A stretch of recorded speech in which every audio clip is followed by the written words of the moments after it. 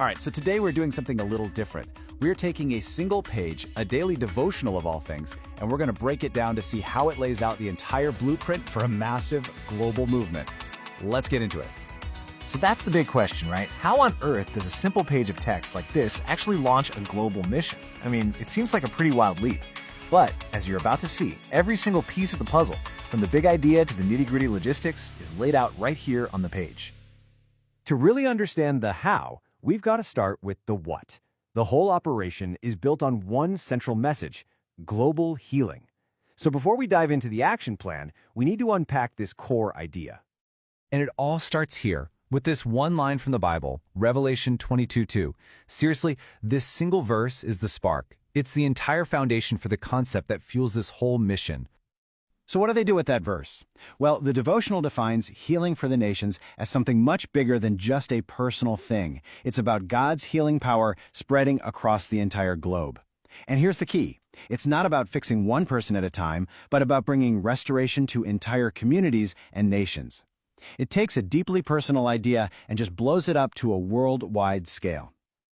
Now, healing can be a kind of vague, abstract word, right? So to make it really tangible, the text breaks it down into 4 specific dimensions of restoration. Let's dig into what healing actually means to them. And the scope here is, well, it's huge.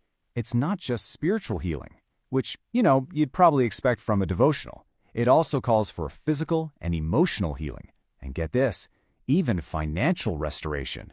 We're talking about a complete transformation of society.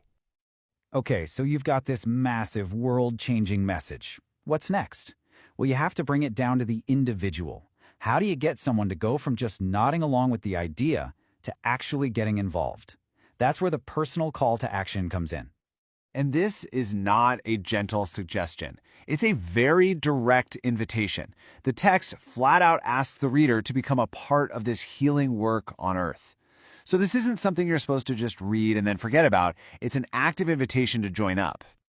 And if you want to see just how personal this commitment is, check out this line from the devotional's prayer.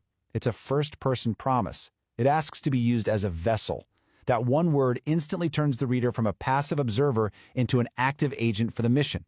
From there, that individual commitment builds into something much bigger, a collective mission. The devotional shifts gears from personal inspiration to organized collective action, and they give it a name, an Operation for Souls. And the scale of this operation is just massive. This number you're seeing, it's not just for effect. It is the specific, concrete goal of the entire mission. 500 million. The mission has a name and a number. Operation 500 Million Souls for Christ. This gives the entire effort a super clear, incredibly ambitious, and importantly, a measurable goal. Everyone knows exactly what they're aiming for. So how does an individual actually join? Well, the text lays out 3 very specific paths. You can be a prayer partner, praying every day. You can be a volunteer missionary and actually go serve in the field. Or you can be a kingdom investor and support the vision with your money. They've basically created a lane for everyone, no matter your situation. Okay, this brings us to the logistics. I mean, a mission this big needs some serious coordination. So the final part of the devotional reveals the actual practical global system that props this whole thing up. And it all starts with a coordinated global prayer. Now, this isn't just some vague, hey, you should pray more suggestion. Nope, it's a synchronized 24/7 global effort. Look at this schedule. You've got people in Nigeria praying at midnight, folks in the USA praying in the evening, and then India picking it up in their early morning. It's a continuous chain ensuring the mission is being prayed for around the clock somewhere in the world.